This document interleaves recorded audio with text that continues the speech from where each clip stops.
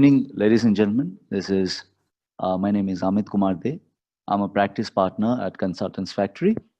Welcome to this ISO 20000 2018 webinar conducted by Saikat Basu. Mr. Saikat Basu is the one who is going to conduct this webinar. He's the managing partner at Consultants Factory. He's got, he's a very senior consultant in the IT service management, information security, and IT governance in the industry.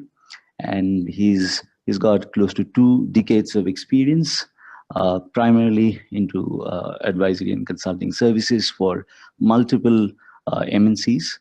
He has headed, service management practices in companies like KPMG. So talking about Consultants Factory, Consultant Factory is a premium IT management consulting and training organization. We help our clients with model-based IT management transformation solutions.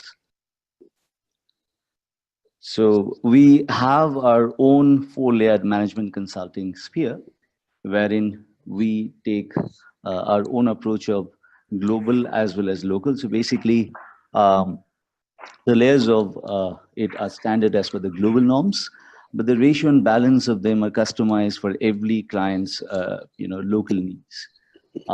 Now I will hand it over to Mr. Saikat Basu to talk about ISO 20000 2018. Saikat?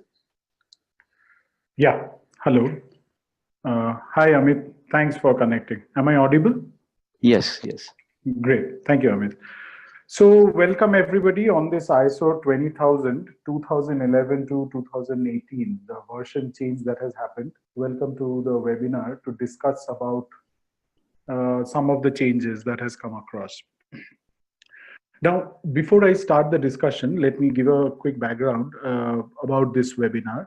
So the ideal participants for this webinar should be those people or the participants who already understand ISO 20000 2011. Unless you understand, you may not be able to appreciate the detailed discussion that we deep dive into.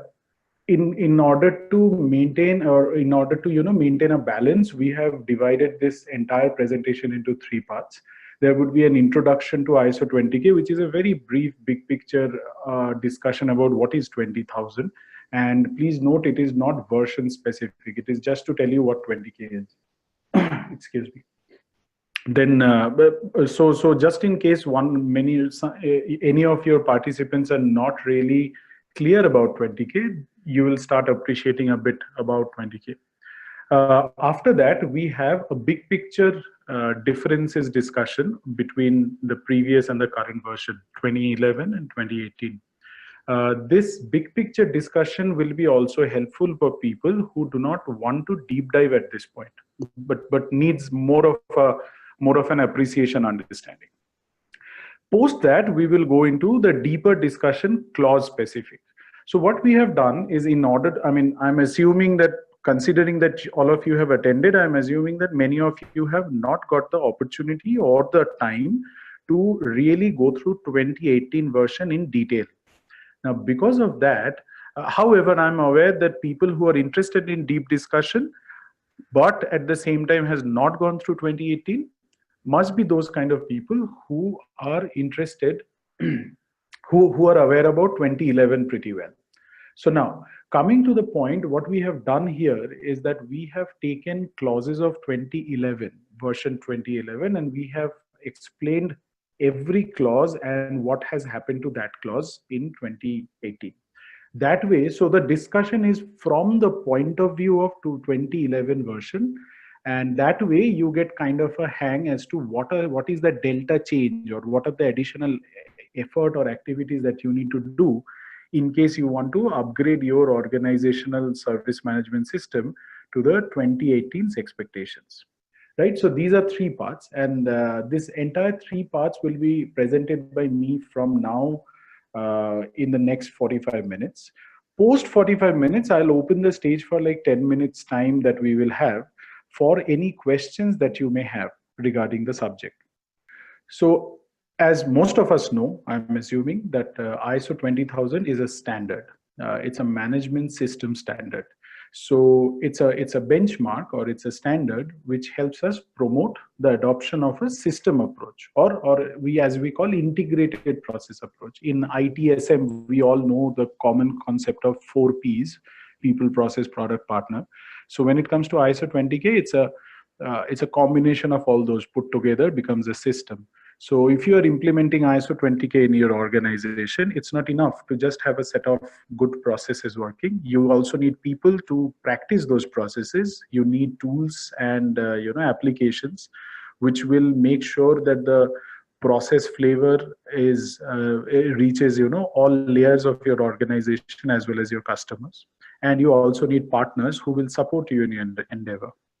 So in order to establish, so that's the definition. Ultimately, the aim is to create an to provide effective delivery and management of IT services.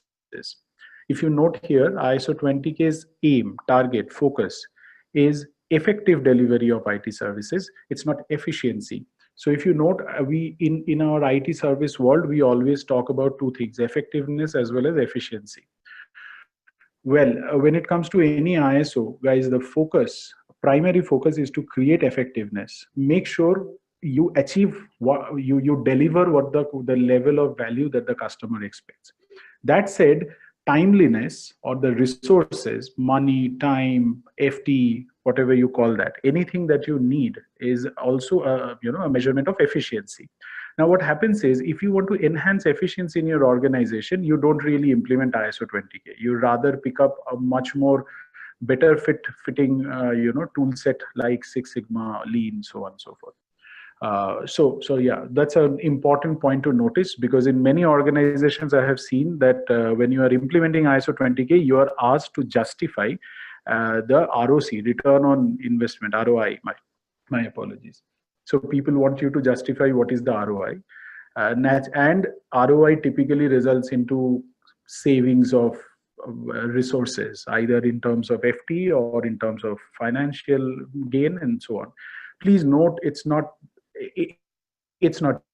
easy. It's not one, because people are asking you to show calculations of efficiency benefits, which is not possible here directly unless you tweak a lot of practices. It is primary aim is effectiveness.